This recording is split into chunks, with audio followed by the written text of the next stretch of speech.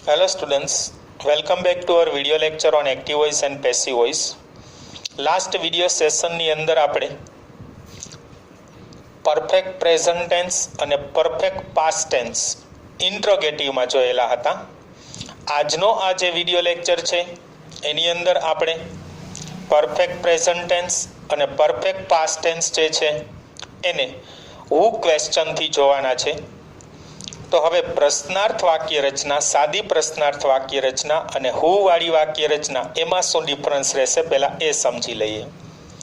તો જે સાદી પ્રશ્નાર્થ વાક્ય રચના છે એની અંદર તમે પ્રશ્નાર્થ બનાવો છો તો પૂર્ણ વર્તમાન કાળ હોય તો હેવ હેઝ ને સબ્જેક્ટ ની પહેલા લઈએ છીએ અને પૂર્ણ ભૂતકાળ હોય તો હેડ ને સબ્જેક્ટ ની પહેલા લઈએ છીએ. એ ખાસ યાદ રાખવાનું હતું. અને પૂર્ણ કાળ છે એટલે V3 જ આવશે.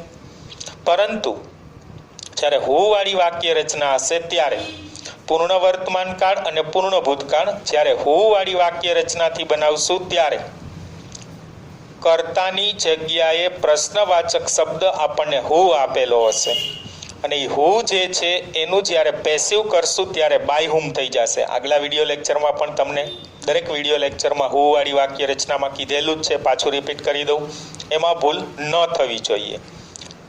તો અહીંયા આપણે જો પરફેક્ટ પ્રેઝન્ટ ટેન્સ વિથ હુ ક્વેશ્ચનમાં જોઈએ તો એની આપણને બે ફોર્મ્યુલા આપેલી છે. પહેલી બે ફોર્મ્યુલા છે એ જોઈએ. સૌથી પહેલા વાક્યની શરૂઆત કરશું એટલે હુ આવશે, જે મેં તમને બ્લુ કલરમાં આપેલું છે એટલા માટે આપણો કર્તા છે.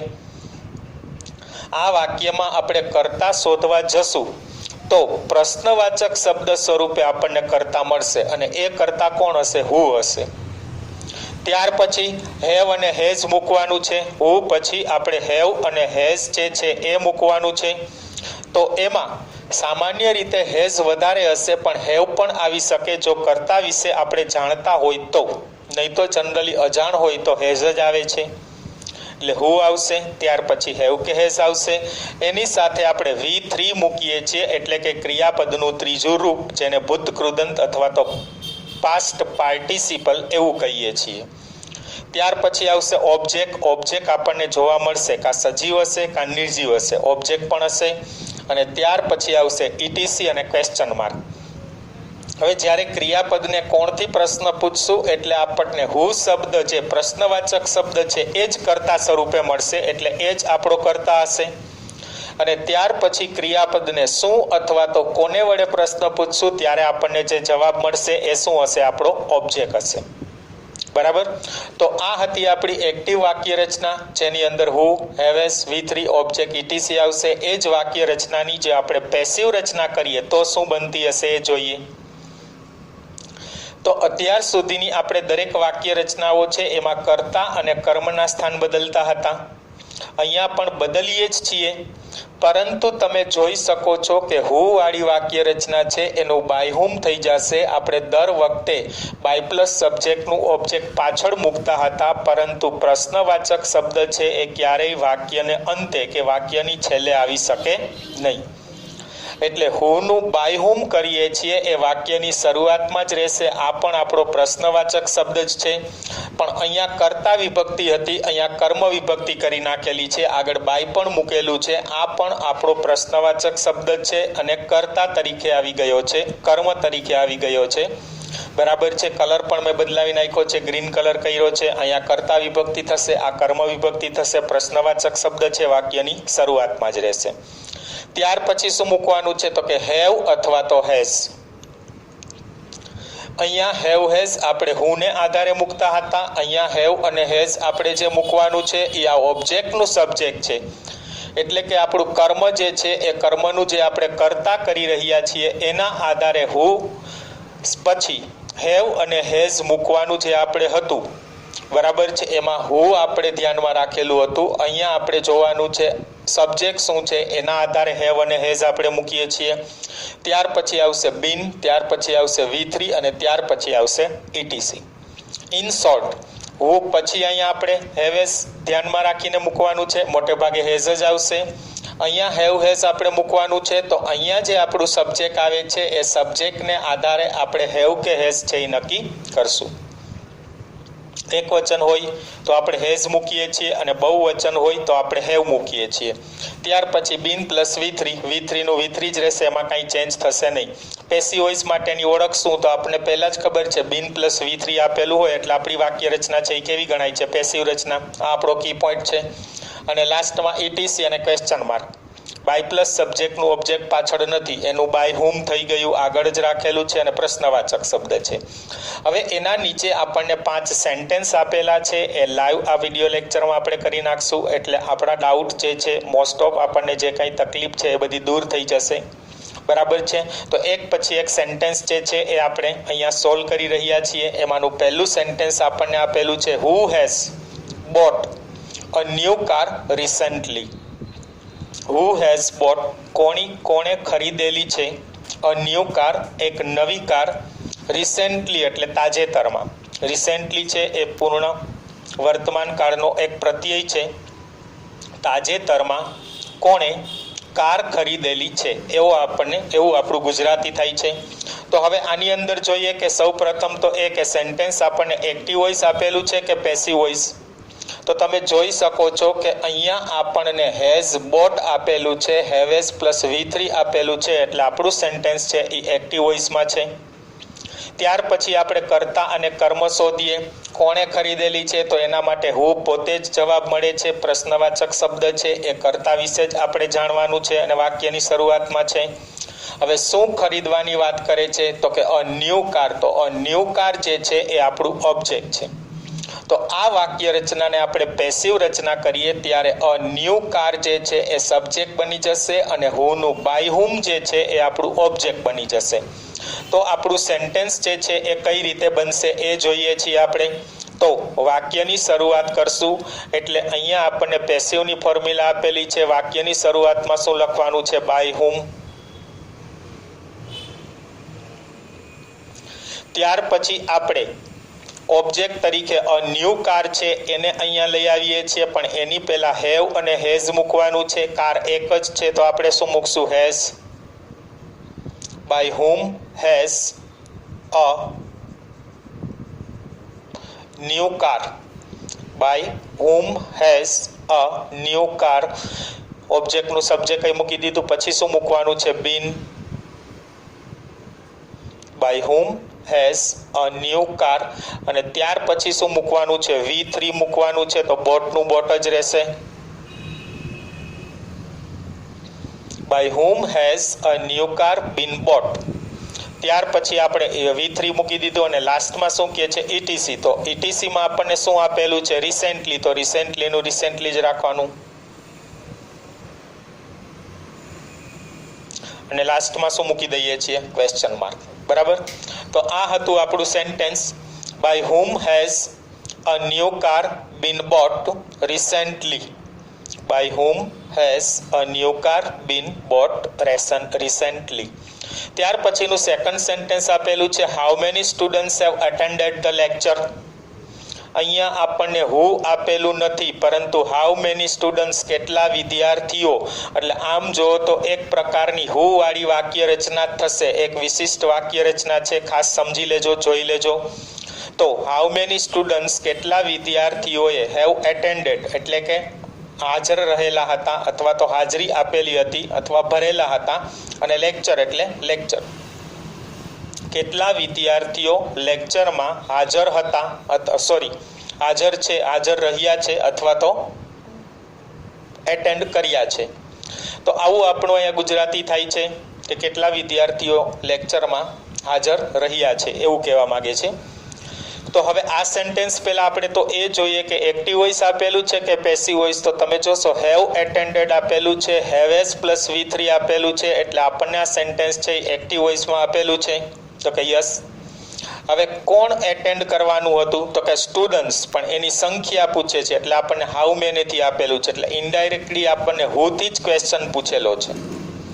બરાબર છે? એક વિશિષ્ટ વાક્ય રચના છે. કદાચ તમે 10th સ્ટાન્ડર્ડમાં શીખી ગયા હશો, ન શીખેલા હોય તો અહીંયા જોઈ લેજો.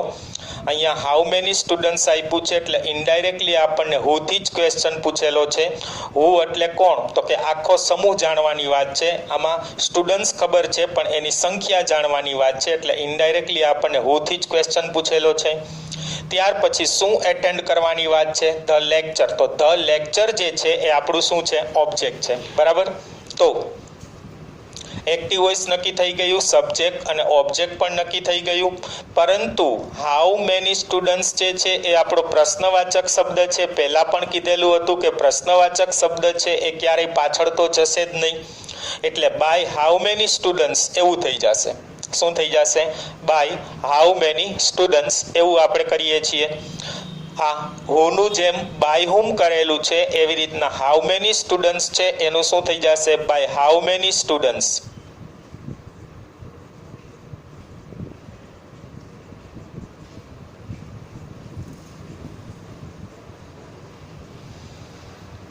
By how many students. ત્યાર પછી શું મૂકવાનું છે આપણે? Have has.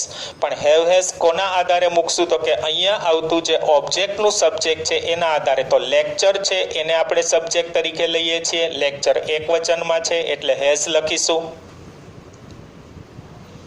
જો સ્ટુડન્ટ્સ સમજીને અહીંયા હેવ નથી મૂકવાનું. મોસ્ટ ઓફ સ્ટુડન્ટ્સ એવી જ ભૂલ કરે છે કે સ્ટુડન્ટ્સ બહુવચન આપેલું છે એટલે હેવ મૂકી દેવું, પરંતુ યાદ રાખજો કે અહીંયા આપણે હેવેસ મૂકવાનું છે એ ઓબ્જેક્ટનું સબ્જેક્ટ જે કરીએ છીએ એ સબ્જેક્ટના આધારે મૂકવાનું છે. લેક્ચર આપણું એકવચન છે એટલે આપણે હેઝ મૂકીએ છીએ. સ્ટુડન્ટ્સ સમજીને હેવ મૂકવાનું નથી.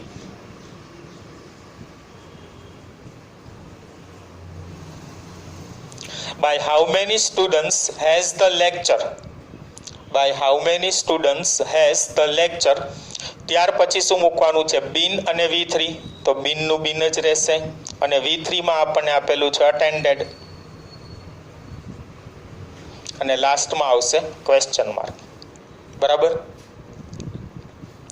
By how many students has the lecture been attended? કેટલા વિદ્યાર્થીઓ દ્વારા લેક્ચર છે એ એટેન્ડ કરવામાં આવ્યો છે અથવા તો લેક્ચરમાં હાજર રહ્યા છે એવું કહેવા માંગે છે. ત્યાર પછીનું થર્ડ સેન્ટેન્સ છે who has deposited the money in the bank? બેંકમાં પૈસા કોણે જમા કરાવ્યા છે? બેંકમાં પૈસા કોણે જમા કરાવ્યા છે? તો ચાલો પહેલા એ ડિસાઈડ કરીએ કે સેન્ટેન્સ આપણને એક્ટિવ વોઇસ આપેલું છે કે પેસિવ વોઇસ. તો અહીંયા હેઝ ડિપોઝિટેડ આપેલું છે તો હેવેસ પ્લસ V3 આપેલું છે એટલે સેન્ટેન્સ છે એ આપણું કેવું થશે? એક્ટિવ વોઇસ થશે. ત્યાર પછી કોણે ડિપોઝિટ કરવાની વાત છે? તો હુ. એ જ આપણને પ્રશ્નવાચક શબ્દ આપેલો છે એટલે આ જ આપણું સબ્જેક્ટ છે. ત્યાર પછી શું ડિપોઝિટ કરવાની વાત છે? The money. તો ધ મની જે છે એ આપણું શું છે? ઓબ્જેક્ટ છે. ક્લિયર? તો આપણે એક્ટિવ પેસિવ પણ ડિસાઈડ કરી લીધું, સબ્જેક્ટ અને ઓબ્જેક્ટ જે છે એ પણ આપણને મળી ગયા. તો આપણે વાક્ય રચનાને પેસિવ કરવાની છે. તો પેસિવ કરતી વખતે અહીંયા ખબર જ છે કે વાક્યની શરૂઆતમાં શું થઈ જશે? બાય હુમ. ત્યાર પછી હેવેઝ મૂકવાનું છે એટલે સીધું નહીં નક્કી કરી લેવાનું. અહીંયા જોવાનું સબ્જેક્ટ તરીકે કોને લાવીએ છીએ તો કે મની. મની તો શેમાં આવશે? થર્ડ પર્સન સિંગ્યુલરમાં એટલે હેઝ આવશે.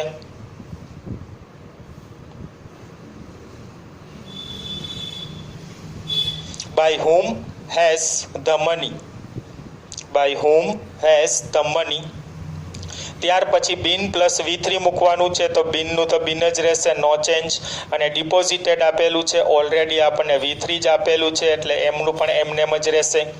by whom has the money been deposited? અને ત્યાર પછી લાસ્ટમાં શું મૂકવાનું કહે છે આ મને? ETC. તો ETC માં શું આપેલું છે? In the bank. તો ઇન ધ બેંકનું ઇન ધ બેંક એમનેમ જ રાખીએ છીએ અને લાસ્ટમાં શું આવી જશે? Question mark. બરાબર. by whom has the money been deposited in the bank? કોના દ્વારા બેંકમાં પૈસા જમા કરાવવામાં આવ્યા છે? બરાબર છે. હવે ત્યાર પછીનું આપણું ફોર્થ સેન્ટેન્સ આપેલું છે by whom has your fare book been written? by whom has your fare book been written? કોના દ્વારા તમારી ફેરબુક પરત કરવામાં આવી છે? તો અહીંયા આપણે તપાસ કરીએ કે સેન્ટેન્સ આપણને એક્ટિવ વોઇસ આપેલું છે કે પેસિવ વોઇસ. તો તમે અહીંયા જોઈ શકો છો બીન અને રિટર્ન્ડ આપેલું છે, બરાબર છે. બાય હુમ છે એ પણ બરાબર છે, પણ આપણા માટે અલ્ટિમેટ કી પોઈન્ટ કયો રહેશે તો કે બીન પ્લસ V3 આપેલું હોય એટલે પેસિવ રચના જ હોય. તો આ સેન્ટેન્સ જે છે એ આપણને કેવું આપેલું છે, પેસિવ આપેલું છે, અને પેસિવમાંથી આપણે શું કરવાનું છે, એક્ટિવ વોઇસ. તો જો બાય હુમ આપેલું છે તો બાય હુમ એ આપણું સબ્જેક્ટનું ઓબ્જેક્ટ કરેલું હશે એટલે હુનું હુમ કરેલું છે, અને યોર ફેર બુક જે છે એ ઓબ્જેક્ટનું સબ્જેક્ટ છે એ ખરેખર એક્ટિવ વોઇસનું શું હશે, ઓબ્જેક્ટ હશે. તો આપણે પેસિવ વોઇસમાંથી એક્ટિવ વોઇસમાં જઈએ છીએ તો વાક્યની શરૂઆતમાં પહેલા શું મૂકવાનું છે, હુ મૂકવાનું છે, બરાબર છે. એટલે પહેલા શું મૂકી દઈએ છીએ આપણે, હુ મૂકીએ છીએ. ત્યાર પછી હેવ કે હેઝ મૂકવાની વાત છે. તો જનરલી મેં તમને પહેલા પણ કીધેલું હતું કે જ્યારે કર્તા વિશે આપણે અજાણ હોઈએ, કર્તા વિશે આપણને ખબર ન હોય તો ત્રીજો પુરુષ એક વચન સમજી અને આપણે હેઝ મૂકીએ છીએ. તો હુ હેઝ, ત્યાર પછી શું મૂકવાનું છે, V3. તો બીન નીકળી જશે અને V3 માં આપણને શું આપેલું છે, રિટર્ન. Who has return. ત્યાર પછી શું મૂકવાનું છે, ઓબ્જેક્ટ. તો ઓબ્જેક્ટનું સબ્જેક્ટ છે એ આપણું ઓબ્જેક્ટ બની જશે એટલે યોર ફેર બુક.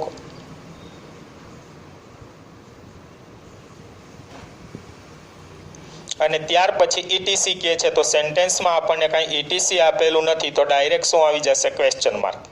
ક્લિયર? તો આખું સેન્ટેન્સ આપણું શું બને છે, who has return your fair book. તમારી ફેરબુક કોણે પરત કરેલી છે, તમારી ફેરબુક તમને કોણે પરત કરી છે એવું કહેવા માગે છે, બરાબર. તો આ જે વાક્ય રચના હતી એ આપણે એક્ટિવમાં કરેલી, ઉપર પેસિવ આપેલું હતું, અને ત્યાર પછી ફિફ્થ સેન્ટેન્સ આપણને આપેલું છે એ જોઈએ. By whom have all the files been collected in the office. કોના દ્વારા ઓફિસમાં બધી જ ફાઇલો એકઠી કરવામાં આવી છે. કોના દ્વારા ઓફિસમાં બધી જ ફાઇલો ભેગી કરવામાં આવી છે અથવા તો એકઠી કરવામાં આવી છે એવું કહેવા માગે છે, બરાબર. તો હવે અહીંયા જોઈએ કે આપણને સેન્ટેન્સ એક્ટિવ વોઇસમાં આપેલું છે કે પેસિવ વોઇસમાં. તો તમે જોશો બીન અને કલેક્ટેડ આપેલું છે, બીન પ્લસ V3 આપેલું છે એટલે આપણું સેન્ટેન્સ કેવું થશે, પેસિવ થશે. જો કે યસ. હવે ત્યાર પછી બાય હુમ આપેલું છે તો વાક્યની શરૂઆતમાં બાય હુમ હોય જ પેસિવમાં, તો એ પણ ઓકે છે. એ આપણું શું હશે, સબ્જેક્ટનું ઓબ્જેક્ટ હશે એટલે એનું હુ થઈ જશે. અને ઓલ ધ ફાઇલ્સ જે છે એ આપણું શું હશે, ઓબ્જેક્ટનું સબ્જેક્ટ હશે એટલે એનું આપણે ઓબ્જેક્ટ કરી નાખશું. તો આખું સેન્ટેન્સ જે છે એ બનાવવું હોય તો કઈ રીતે બનશે, તો કે સૌ પ્રથમ સૂત્ર પ્રમાણે જોઈએ તો વાક્યની શરૂઆતમાં શું મૂકવાનું છે, હુ મૂકવાનું છે. ત્યાર પછી હેવ કે હેઝ મૂકવાનું છે. પહેલાં પણ કીધેલું હતું કે જ્યારે આપણને ખબર ન હતી, જ્યારે આપણને કર્તા વિશે ખબર ન હોય ત્યારે ત્રીજો પુરુષ એક વચન સમજી અને હેઝ મૂકવાનું છે. તો હુ હેઝ. ત્યાર પછી V3 મૂકવાનું છે તો કલેક્ટેડ આવશે. Who has collected. ત્યાર પછી ઓબ્જેક્ટ મૂકવાનું છે તો ઓબ્જેક્ટમાં શું છે, all the files, all the files. Who has collected all the files. અને ત્યાર પછી શું મૂકવાનું છે, ETC મૂકવાનું છે. તો ETC આપણને શું આપેલું છે, ઇન ધ ઓફિસ. તો એમને જ રાખવાનું છે, કંઈ ફેરફાર વગર. અને લાસ્ટમાં આવી જશે ક્વેશ્ચન માર્ક, બરાબર. તો આપણો આન્સર શું બને છે, who has collected all the files in the office. ઓફિસમાં બધી જ ફાઇલો છે એ કોણે એકઠી કરેલી છે અથવા તો કોણે ભેગી કરેલી છે. તો આ હતું આપણું perfect present with who question, એટલે કે પૂર્ણ વર્તમાન કાળ હુ વાળી વાક્ય રચનામાં, જેમાં બે ફોર્મ્યુલા જોઈ, હુ અને બાય હુમ યાદ રાખવાનું છે. હુ પછી હેવ અને હેઝ મૂકવામાં મોટે ભાગે હેઝ જ આવે છે. જો કર્તા વિશે આપણને ખબર હોય, પેસેજ હોય ને એવું કાંઈ હોય, ઓલરેડી કર્તા વિશે આપણે જાણતા હોય તો હેવ મૂકીએ છીએ. ત્યાર પછી બાય હુમ કરીએ ત્યારે હેવેજ મૂકવાનું હોય તો અહીંયા ઓબ્જેક્ટનું જે સબ્જેક્ટ આવે છે એના આધારે મૂકવાનું છે, એટલે એ પણ ધ્યાન રાખવાનું છે. ઓકે. તો આ આપણે પરફેક્ટ પ્રેઝન્ટ ટેન્સ જે છે એની અંદર 5 વાક્ય પણ જોયા, જેની અંદર 3 વાક્ય આપણને એક્ટિવ વોઇસમાં આપેલા હતા, 2 વાક્ય પેસિવ વોઇસમાં આપેલા છે. એમાં બીજું વાક્ય છે એ સૌથી અગત્યનું છે. વિડીયો લેક્ચર રિપીટ કરી અને જોઈ લેજો. હાઉ મેની સ્ટુડન્ટ્સ આપેલું હોય તો શું થશે. એટલે ઓલમોસ્ટ તમારા બધા ડાઉટ ક્લિયર થઈ ગયા હશે, તમે સમજી ગયા હશો. બરાબર છે? ઓકે. તો પછી આગળ આપણે પરફેક્ટ પાસ્ટ ટેન્સ જે છે એને હુ વાળી ક્વેશ્ચનમાં અથવા તો હુ વાળી વાક્ય રચનામાં, પ્રશ્નાર્થ વાક્ય રચનામાં જોઈએ. તો હવે આપણે જોઈ શકીએ અહીંયા કે પરફેક્ટ પાસ્ટ ટેન્સ આપેલું છે, એટલે પાસ્ટ ટેન્સની અંદર હેલ્પિંગ વર્ક તરીકે આપણે હેડનો ઉપયોગ કરીએ છીએ. તો હેવ હેઝની જગ્યાએ હેડ આવશે. બાકી બધા જ તમે ફોર્મ્યુલા જોશો, સરખાવશો, સૂત્ર કે કહી શકાય તો તમને પૂર્ણ વર્તમાન કાળ જેવા જ બધા સૂત્ર લાગશે. તો અહીંયા આપણે પરફેક્ટ પાસ્ટ ટેન્સ વિથ હુ ક્વેશ્ચનથી જોઈએ તો એની પહેલી ફોર્મ્યુલા એક્ટિવ વોઇસમાં આપેલી છે. તો વાક્યની શરૂઆતમાં આપણને શું આપેલું છે? હુ આપેલું છે, જે આપણો કર્તા છે પણ પ્રશ્નવાચક શબ્દ સ્વરૂપે આપેલું છે. ત્યાર પછી પાસ્ટ ટેન્સ છે એટલે આપણે હેડનો ઉપયોગ કરીએ છીએ. હવે પૂર્ણકાળ છે એટલે એની સાથે V3 મૂકીએ છીએ, જેને આપણે ભૂતકૃદંત કહીએ છીએ અથવા તો પાસ્ટ પાર્ટિસિપલ કહીએ છીએ. ત્યાર પછી આવશે ઓબ્જેક્ટ, કર્મ અને લાસ્ટમાં આવશે ઇટીસી અને ક્વેશ્ચન માર્ક. હવે અહીંયા જો આપણે કરતા જોતો હોય તો આપણે ક્રિયાપદને કોણથી પ્રશ્ન પૂછશું, એટલે આગળ જે આપણને હુ આપેલું છે પ્રશ્નવાચક શબ્દ એ જ જવાબ મળશે. એટલે આ જ આપણો કર્તા છે. ત્યાર પછી શું અથવા કોનેથી પ્રશ્ન પૂછશું તો આપણને ઓબ્જેક્ટ મળશે, જેને આપણે કર્મ કહીએ છીએ. એ આપણે ક્રિયાપદ પછી આપણે જનરલી જોઈ શકીએ છીએ. તો શું અને કોને પ્રશ્ન પૂછવાથી આપણને મળતું હોય છે, અને લાસ્ટમાં તો ઇટીસી છે. હવે એની પેસિવ રચના કરીએ ત્યારે અહીંયા મેં હુમાં બ્લુ કલર આપેલો છે, પછી ગ્રીન કલર કરેલો છે. આગળ પણ સમજાવેલું હતું કે હુ વાળી વાક્ય રચનામાં હુ કર્તા તરીકે છે, એને આપણે કર્મ તરીકે લઈ જવાનું છે, એટલે બાય હુમ થઈ જશે. બાય પ્લસ સબ્જેક્ટનું ઓબ્જેક્ટ આપણે જે મૂકીએ છીએ એ પ્રમાણે બાય હુમ થઈ જશે. પરંતુ પ્રશ્નવાચક શબ્દ છે એ ક્યારેય વાક્યને અંતે હોતો નથી, એટલા માટે આપણે એને વાક્યની શરૂઆતમાં જ લઈએ છીએ. પ્રશ્નવાચક શબ્દ હુ છે, વોટ છે, હુમ છે, વેર છે, વેન છે, વાય છે, હાઉ મેની છે, હાઉ મચ છે વગેરે શબ્દો જે છે એ વાક્યની શરૂઆતમાં જ રહે છે. ત્યાર પછી આવે છે હેડ, ઓબ્જેક્ટનું સબ્જેક્ટ. અહીંયા જે આપણું ઓબ્જેક્ટ છે એ સબ્જેક્ટ બનીને આવી જશે. અહીંયા હેડ એક જ છે એટલે હેવ હેઝની જેમ કંઈ ડિસાઇડ કરવાનું નથી, હેડનું હેડ જ રહેશે. ત્યાર પછી આવશે બીન, ત્યાર પછી આવશે V3. બીન પ્લસ V3 એ આપણો કી પોઈન્ટ છે પેસિવ વોઇસ ઓળખવા માટે. બાય હુમના આધારે પણ ખબર પડે. પણ હુ વાળી એક પ્રકારની વાક્ય રચનામાં જ એવા પણ વાક્ય શક્ય છે કે હુથી તમને વાક્ય આપેલું હોય અને છતાં પણ એ પેસિવ વોઇસ હોય. એટલે બેટર એ છે કે તમે બીન પ્લસ V3 ઉપર જો ડિપેન્ડ રહો, એના ઉપર આધાર રાખો, તો તમે આરામથી ઓળખી શકો કે તમારું વાક્ય તમને એક્ટિવ વોઇસમાં આપેલું છે કે પેસિવ વોઇસમાં. બરાબર. ત્યાર પછી લાસ્ટમાં આવશે ઇટીસી, વધારાના શબ્દો, એટસેટ્રા અને ક્વેશ્ચન માર્ક. તો આ બંને આપણી ફોર્મ્યુલા હતી, એક એક્ટિવ વોઇસ માટે, એક પેસિવ વોઇસ માટે. હેડ આપેલું છે, હુનું બાય હુમ થશે એ જ યાદ રાખવાનું છે, અને ઓબ્જેક્ટનું સબ્જેક્ટ કરીએ છીએ. અને પ્રશ્નવાચક શબ્દ છે એ ક્યારેય વાક્યની પાછળ હોઈ શકે નહીં. બરાબર. તો હવે એના નીચે એક્ઝામ્પલ આપેલા છે, એ લાઈવ આપણે અત્યારે જોઈ લેશું, એટલે આપણે ક્લિયર થઈ જશે. આપણા ડાઉટ બધા સોલ્વ થઈ જશે, એટલે આગળ કંઈ મુશ્કેલી રહેશે નહીં. પહેલું વાક્ય આપણને આપેલું છે, who had left the class before I entered. Who had left the class before I entered. જો આગળ પણ દરેક પૂર્ણ ભૂતકાળમાં કીધેલું હતું કે બિફોર પછી, આફ્ટર પછી જે વાક્ય રચનાઓ આપેલી છે એમને રાખવાની છે, એને કાંઈ ડિસ્ટર્બ આપણે કરવાની નથી. તો ગુજરાતી એવું થશે કે હું પ્રવેશ્યો એ પહેલા ક્લાસ છોડીને કોણ જતું રહ્યું હતું. હું પ્રવેશ્યો એ પહેલા ક્લાસ કોણે છોડી દીધો હતો, એમ પણ કહી તો ચાલે. આપણે સેન્ટેન્સ અહીંયા ક્લાસ સુધી, હુથી ક્લાસ સુધીનું જ જોવાનું છે, બિફોર પછીનું એમનેમ પાછળ જોડી દેવાનું. તો હવે અહીંયા આપણે ડિસાઇડ કરીએ હુથી ક્લાસ સુધીના વાક્યમાં કે એક્ટિવ વોઇસ આપેલું છે કે પેસિવ વોઇસ. તો હેડ અને લેફ્ટ આપેલું છે, હેડ અને V3 આપેલું છે, એટલે આપણું સેન્ટેન્સ કેવું આપેલું છે, એક્ટિવ વોઇસ આપેલું છે. ત્યાર પછી કોને છોડવાની વાત છે તો હુ આપેલું છે, તો હુ જ આપણો પ્રશ્નવાચક શબ્દ છે. અને શું છોડવાની વાત છે તો ક્લાસ. તો ક્લાસ જે છે એ આપણું શું છે? ઓબ્જેક્ટ છે. તો આ વાક્ય રચનાને આપણે પેસિવ કરવું હોય તો જનરલી પૂર્ણ ભૂતકાળવાળી વાક્ય રચનામાં આવી રીતના પ્રશ્નાર્થ નહીં હોય, પણ ટોપિક સમજવા માટે હું તમને આવા પ્રકારના સેન્ટેન્સ આપું છું. તો હુ છે એનું પેસિવ કરીએ ત્યારે શું થઈ જશે? બાય હુમ.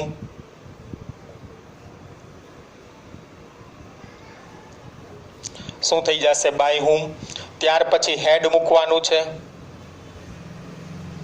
ત્યાર પછી ઓબ્જેક્ટનું સબ્જેક્ટ, અહીંયા જે ઓબ્જેક્ટ હશે એ સબ્જેક્ટ બનીને આવી જશે, એટલે ધ ક્લાસ મૂકશું. By whom had the class.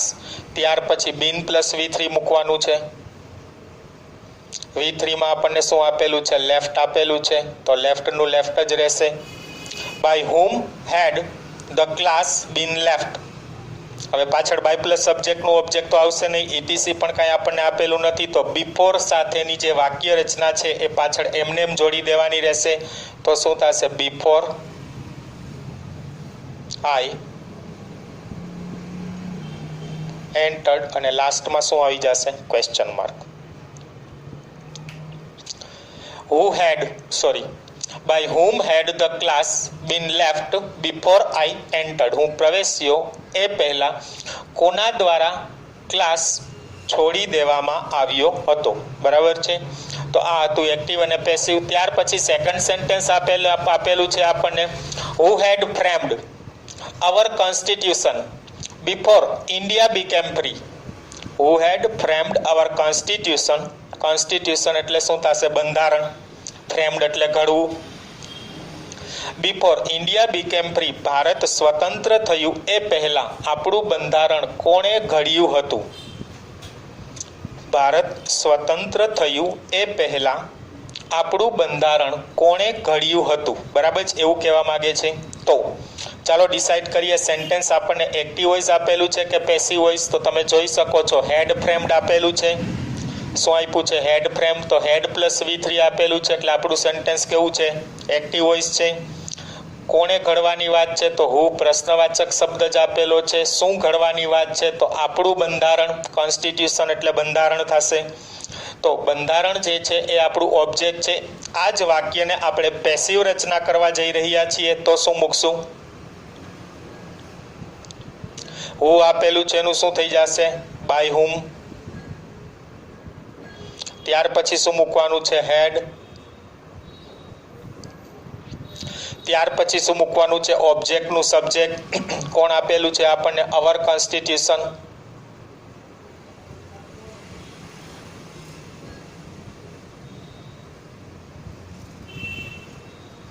By whom had our constitution. ત્યાર પછી શું મૂકવાનું છે? Been plus V3. તો બીનનું બીન જ રહેશે. પછી ફ્રેમ્ડ આપેલું છે તો ફ્રેમ્ડ જ રહેશે. ફ્રેમ્ડ એટલે શું થશે? ઘડવું. બરાબર છે. અને ત્યાર પછી પાછળ બિફોરથી ફ્રી સુધીની વાક્ય રચના છે એમને જ મૂકીએ છીએ. Before India became free. અને લાસ્ટમાં શું આવી જશે? Question mark. બરાબર. By whom had our constitution been framed before India became free. Bharat સ્વતંત્ર થયું એ પહેલા આપણું બંધારણ કોના દ્વારા ઘડવામાં આવ્યું હતું? ફ્રેમ્ડ એટલે ઘડતર કરવું અથવા તો ઘડવું. તો આ હતું આપણું સેકન્ડ સેન્ટેન્સ. હવે જોઈએ થર્ડ સેન્ટેન્સમાં, who had caught the thieves before evening. Who had caught the thieves before evening. સાંજ પહેલા ચોરોને બરાબર છે કોણે પકડી પાડ્યા હતા? સાંજ પહેલા ચોર છે એને કોણે પકડી પાડ્યા હતા એવું કહેવા માંગે છે આપણને. તો ચાલો એ ડિસાઈડ કરીએ કે સેન્ટેન્સ જે છે એ આપણને એક્ટિવ વોઇસ આપેલું છે કે પેસિવ વોઇસ. તો હેડ કોટ આપેલું છે, તો હેડ કોટ આપેલું છે એનો અર્થ એમ કે આપણને વાક્ય એક્ટિવ વોઇસ આપેલું છે. બરાબર. હવે ત્યાર પછી કરતા કોણ છે? તો કોણે પકડવાની વાત છે? તો કે હુ. તો હુ જે છે એ આપણો પ્રશ્નવાચક શબ્દ છે અને કોને પકડવાની વાત છે? તો ધ થીવ્સ. તો એ આપણું શું છે? ઓબ્જેક્ટ છે. બરાબર. તો અહીંયા બિફોર પછી એમનેમ રહેશે, આપણું ઇટીસી છે એમ પણ સમજી શકાય. તો પેસિવ વોઇસ કરીએ ત્યારે આપણે બાય હુમથી શરૂઆત કરશું. તો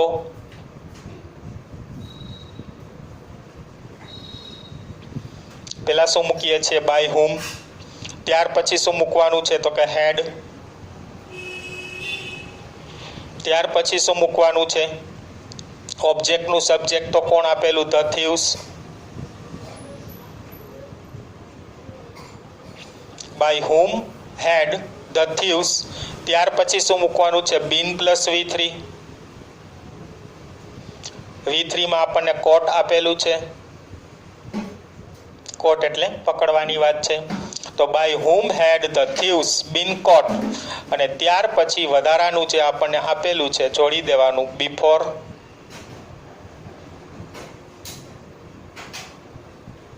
ઇવનિંગ. અને લાસ્ટમાં શું આવી જશે? Question mark. તો આખો આન્સર આપણો શું બને છે? By whom had the thieves been caught before evening. સાંજ પહેલા ચોરને કોના દ્વારા પકડી પાડવામાં આવ્યા. બરાબર. તો એ આપણો આન્સર હતો. ત્યાર પછીનું ફોર્થ સેન્ટેન્સ આપેલું છે by whom had the accident been seen before you reached. તમે પહોંચ્યા એ પહેલા અકસ્માત કોના દ્વારા જોવામાં આવ્યું? તમે પહોંચ્યા એ પહેલા અકસ્માત કોના દ્વારા જોવામાં આવ્યું? એવું કહે છે આપણને. ઓકે. તો હવે સેન્ટેન્સ જોઈએ. એક્ટિવ વોઇસ છે કે પેસિવ વોઇસ? તો બાય હુમ છે એટલે તો ખ્યાલ આવશે જ. પણ આપણે કીધેલું હતું કે બીન પ્લસ V3 આપેલું હોય એ આપણા માટે એક વિશ્વાસપાત્ર કી પોઈન્ટ કહી શકાય. તો બીન અને સીન આપેલું છે એટલે એનો અર્થ એમ કે સેન્ટેન્સ જે છે આપણને કેવું આપેલું છે? પેસિવ વોઇસ આપેલું છે. અચ્છા, હવે ત્યાર પછી એ જોઈએ કે વાક્ય જે છે એમાં બાય હુમ હશે એ શું હશે આપણું? તો કે સબ્જેક્ટનું ઓબ્જેક્ટ હશે. અને ધ એક્સિડન્ટ છે એ શું હશે? તો કે ઓબ્જેક્ટનું સબ્જેક્ટ હશે. એટલે આપણે પેસિવ વોઇસ પણ નક્કી થઈ ગયું, આપણને સબ્જેક્ટ પણ મળી ગયું, ઓબ્જેક્ટ પણ મળી ગયું. તો પેસિવ વોઇસમાંથી આપણે શું કરવાનું થાય છે? એક્ટિવ વોઇસ કરવાનું થાય છે. તો એક્ટિવ વોઇસ કરો એટલે વાક્યની શરૂઆતમાં શું આવશે? હુ આવી જશે.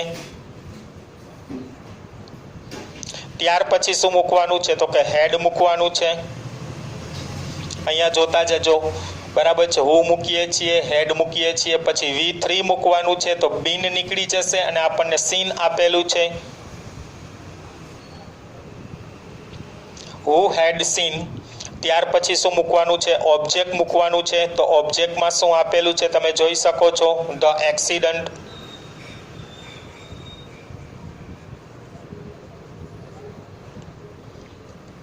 હુ હેડ સીન ધ એક્સિડન્ટ. અને ત્યાર પછી તો કે ઇટીસી આપણને કાંઈ આપેલું નથી તો પાછળ બિફોરથી જે વાક્ય આપેલું છે એ એમને જોડી દેવાનું છે.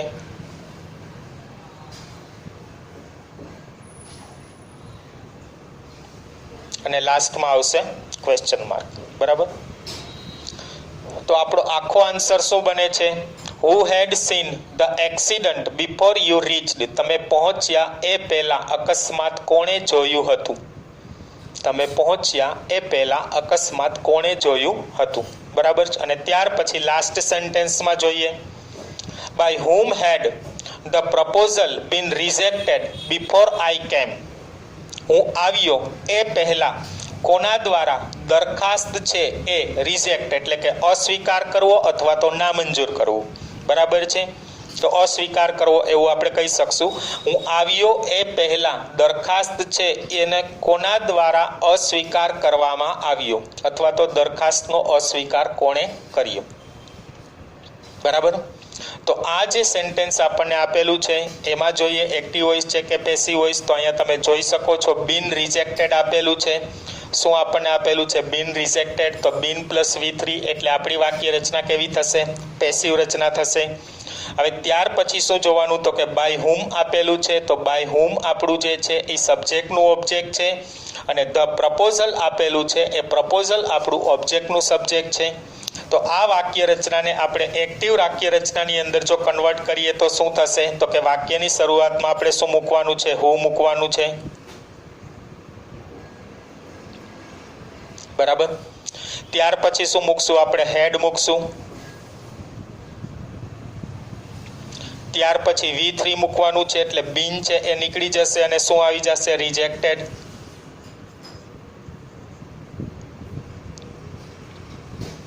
Who had rejected. ત્યાર પછી શું મૂકવાનું છે? ઓબ્જેક્ટ મૂકવાનું છે. તો આપણા ઓબ્જેક્ટમાં શું આપ્યું છે? The proposal. Who had rejected the proposal. ત્યાર પછી ETC મૂકવાનું કહે છે. તો ETC આપણી પાસે કાંઈ છે નહીં, તો બિફોર વાળી વાક્ય રચનાથી જેમ છે એમને મૂકી દેવાનું છે. તો બિફોર આઈ કેમ, અને લાસ્ટમાં શું આવી જશે? ક્વેશ્ચન માર્ક, બરાબર. તો આપણું આખો સેન્ટેન્સ શું બને છે? આન્સર શું બને છે? તો who had rejected the proposal before I came. હું આવ્યો એ પહેલા દરખાસ્તનો કોણે અસ્વીકાર કર્યો હતો? હું આવ્યો એ પહેલા દરખાસ્તનો કોણે અસ્વીકાર કર્યો હતો? તો 5 વાક્ય પૂરા થઈ ગયા. તો આ હતો આપણો પરફેક્ટ પાસ્ટ ટેન્સ હુ વાળી વાક્ય રચનામાં, જેમાં આપણને 2 ફોર્મ્યુલા એક્ટિવ વોઇસ અને પેસિવ વોઇસ આપેલું હતું. હુ નું બાય હુમ થશે એ ખાસ યાદ રાખવાનું છે, અને ઓબ્જેક્ટનું સબ્જેક્ટ કરી નાખીએ છીએ એ પણ જોવાનું છે, અને પાસ્ટ ટેન્સ છે એટલે હેડ આવશે. નીચે આપણને 5 વાક્ય આપેલા હતા. એ 5 વાક્ય જે છે એની અંદરથી 3 વાક્ય છે એ એક્ટિવ વોઇસના આપેલા છે અને 2 વાક્ય છે એ પેસિવ વોઇસના આપ્યા છે. એટલે મોસ્ટ ઓફ તમને બધા જ ડાઉટ સમજાઈ ગયા હશે, બરાબર છે. Now you got the topic. I hope there will be no more doubts. So, goodbye and see you again in next video lecture.